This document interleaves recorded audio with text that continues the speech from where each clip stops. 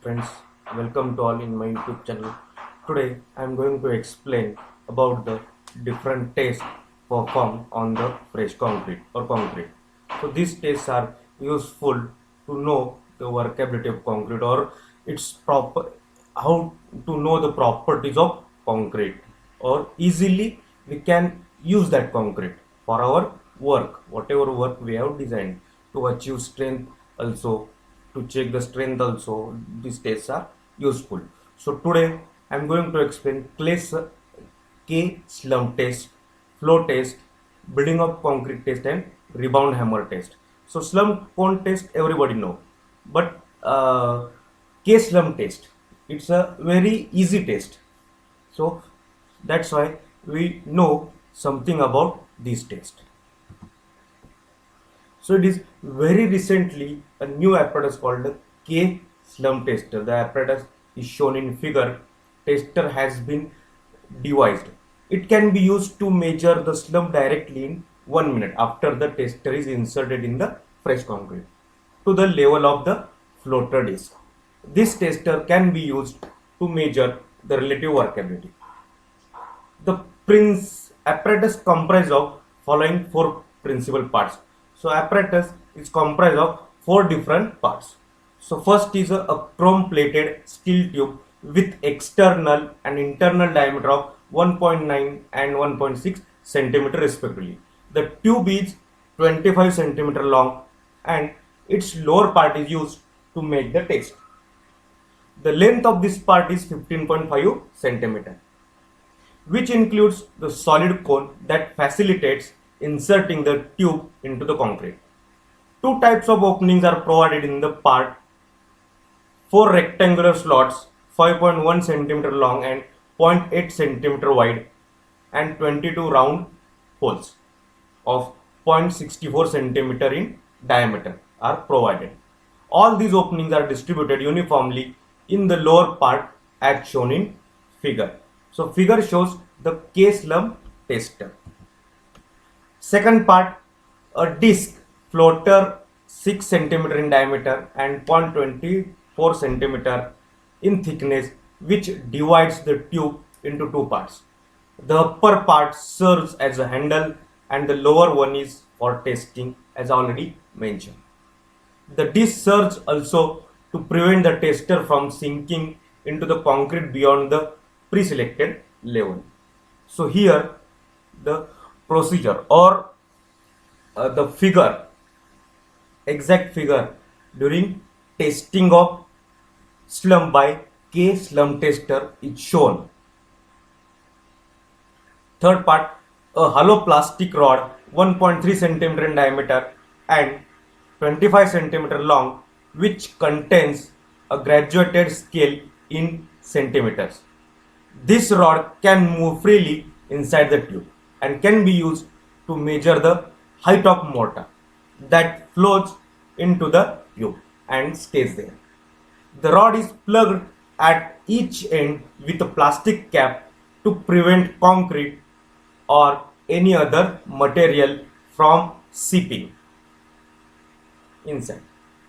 Fourth part, an aluminum cap 3 centimeter diameter and 2.25 centimeter long, which has a little hole and screw that can be used to set and adjust the reference zero of the apparatus.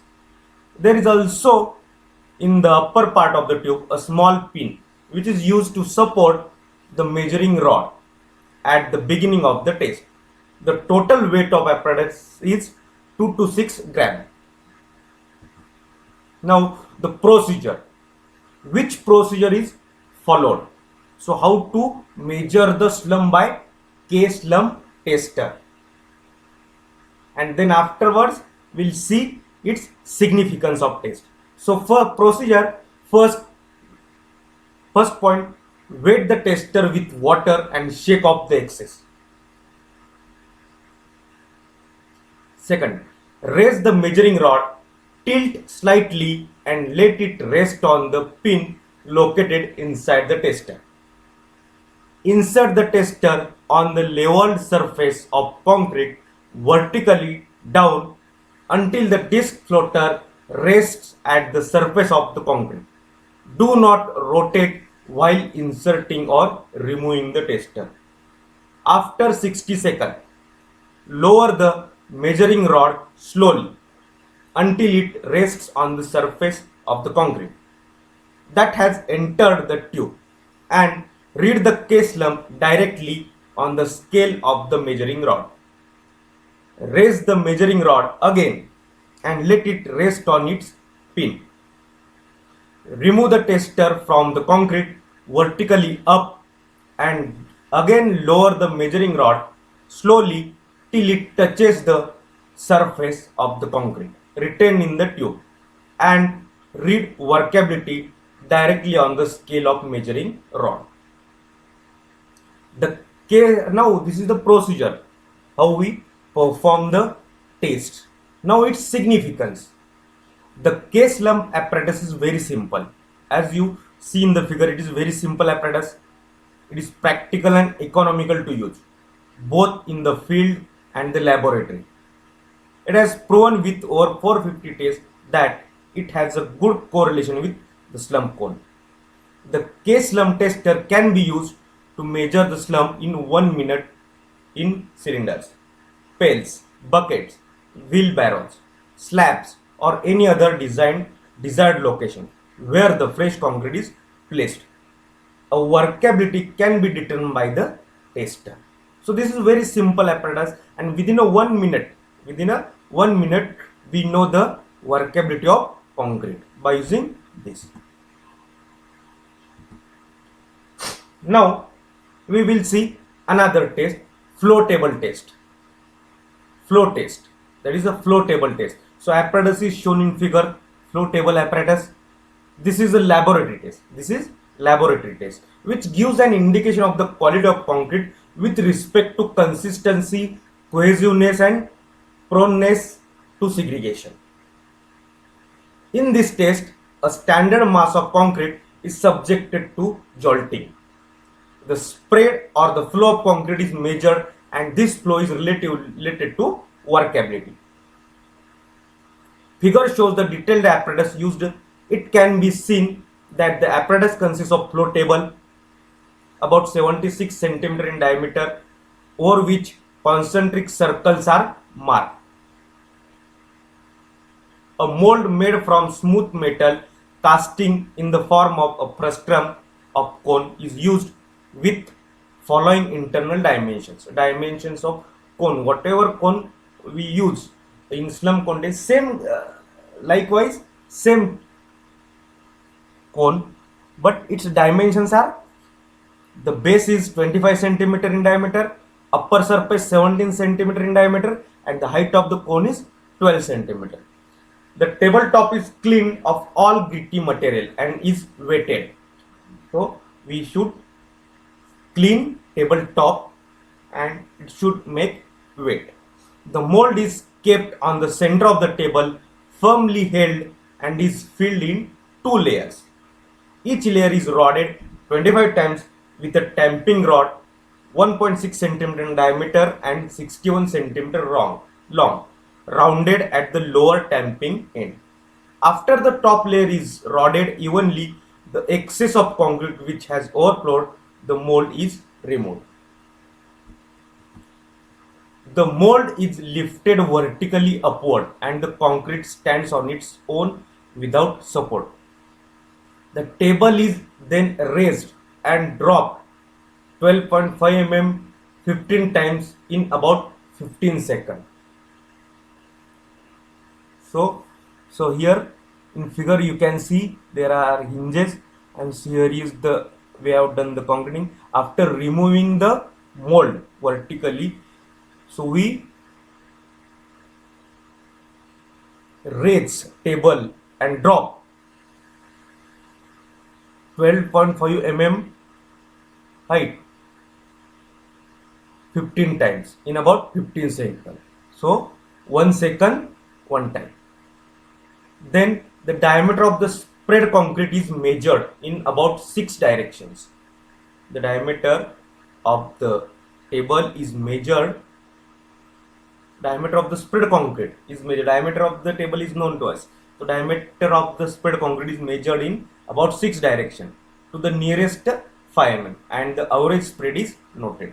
The flow of concrete is the percentage increase in the average diameter of the spread concrete over the base diameter of the mold. The flow of concrete is the percentage increase in the average diameter of the spread concrete over the base diameter of the mold. The value could range anything from 0 to 150%. A close look at the pattern of spread of concrete can also give a good indication of the characteristics of concrete, such as tendency for segregation. So flow percentage, here the formula is used. Flow percentage is equal to spread diameter in centimeter minus 25 divided by 25 into 100. So a table is shown. So these are the metal plate, these are external hinges, this is table top, this is upper stop, this is travel limited to 40 plus minus 1 mm. Then markings, these are the marking, they are the lifting handle. So here is the lifting handle, this way this is toe board, this is the lower stop, and this is the base frame. So we should raise, so lift the tabletop after removing the mold, after filling the mold, remove mold, and then you do it. And the process is, and the its range or value of flow percent is calculated by using this formula. So now, before that, we have seen the test, but after this we'll see flow table apparatus. We have seen the test, how to perform the test. So table dimensions are shown in figure also. So here I am giving you some information about the flow table apparatus. The BIS, Bureau of Indian Standard, BIS means Bureau of Indian Standard, has recently introduced another new equipment for measuring flow value of concrete.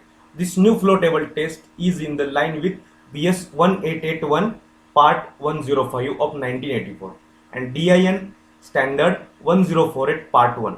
The apparatus is and method of testing is described below. The flow table test apparatus is to be constructed in accordance with Figure A.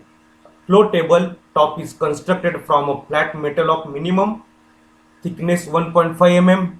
The top is in plan 700 mm by 700 mm. The center of the table is marked with a cross. The lines which run parallel to and out to the edge of the plate. And with a central circle 200 mm in diameter, the front of the flow table top is provided with lifting handle as shown in figure. The total mass of the flow table top is about 16 plus minus 1 kg. The flow table top is hinged to a base frame using externally mounted hinges in such a way that no aggregate can become trapped easily between the hinges or hinge surface.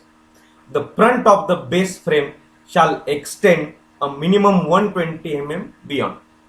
The flow table top is in order to provide a top board and upper stop similar to that shown in figure is provided on each side of the table, so that the lower front edge of the table can only be lifted 40 plus minus 1 mm.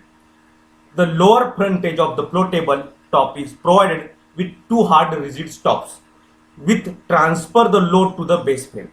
The base frame is to constructed that this load is then transferred directly to the surface on which the flow table is placed, so that there is minimal tendency for the flow table top to bounce when allowed to fall.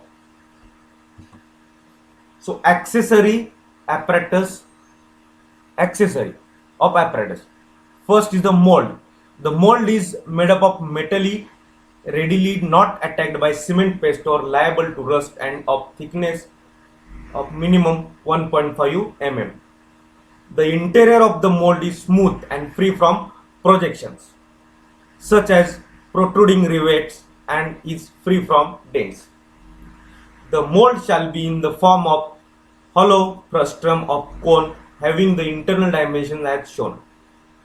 The base and the top is open and parallel to each other and at right angle to the axis of the cone. The mold is provided with two metal foot pieces at the bottom and two handles above them to lift the mold. Tamping bar. The tamping bar is made up of suitable hard wood and having dimensions as shown or as given as earlier stated. Sampling. The sample of freshly mixed concrete is obtained. So you know how to obtain a sample. Now procedure. Procedure is the table is made level and properly supported before commencing the test. The table top and inner surface of the mold is wiped with a damp cloth. The slump cone is placed centrally on the table. The slump cone is filled with concrete in two equal layers. Each layer tamped lightly 10 times with the wooden tamping bar. After filling the mold, the concrete is struck off flush with the upper edge of the slump cone and the free area of the table top cleaned off. Half a minute after striking of the concrete, the cone is slowly raised vertically by the handle. After this, the table top is raised by the handle and allowed to fall 15 times in 15 seconds. The concrete spreads itself out. The diameter of the concrete spread shall then be measured in two directions, parallel to the table edges. The arithmetic mean of the two diameters shall be the measurement of the flow in millimeters. The arithmetic mean of the two diameters shall be in the measurement of flow in millimeters. So this is what the related with the flow table test. Now another test is test for method of test for bleeding of concrete. Bleeding of concrete. This method covers determination of relatively quantity of mixing water that will bleed from a sample of freshly mixed concrete. As we know, if bleeding is done, it will be harmful to the concrete. It will lose the strength of concrete. So it will develop the cracks. A cylindrical container of approximately 0.01 meter cube capacity having an inside diameter of 250 mm and inside height of 280 mm is used. A tamping bar similar to the one used for slump test is used. A pipette for drawing off free water from the surface. A graduated jar of 100 cm cube capacity is required for test. A sample of freshly mixed concrete is obtained. The concrete is filled in 50 mm layer for a depth 250 plus minus 3 mm in 5 layers. In 5 layers, we should fill that concrete in the container. And each layer is tamped by giving strokes. And the top surface is made smooth by trawling. The test specimen is weighed and weight of the concrete is noted. Knowing the total water contained in 1 meter cube of quantity of water in the cylindrical container is also calculated. The cylindrical container is kept in a level surface free from vibration at a temperature of 27 degree centigrade plus minus 2 degree centigrade. It is covered with a lid. Water accumulated at the top is drawn by means of pipette at 10 minutes interval after the first 40 minutes and at 30 minutes interval subsequently till bleeding ceases. To facilitate collection of bleeding water, the container may be slightly tilted. All the bleeding water collected in a jar. So bleeding water percentage. Now bleeding water percentage is equal to, the formula is used, the bleeding water percentage is equal to total quantity of bleeding water divided by total quantity of water in the sample of concrete into 100. So this will give you bleeding water percentage. Now in the next video we will see rebound hammer test. So in the next chapter or next lecture we will see rebound hammer test, and furthermore we'll see all the test, whatever test required to perform on fresh concrete or cement or sand or aggregate. So everything we'll see, and their significance also, their limitations, and why these states are important. That also we'll see one by one on audio video session type. So thank you for watching the video. If you like it, please do share it and subscribe the channel and perform the test as stated. Thank you.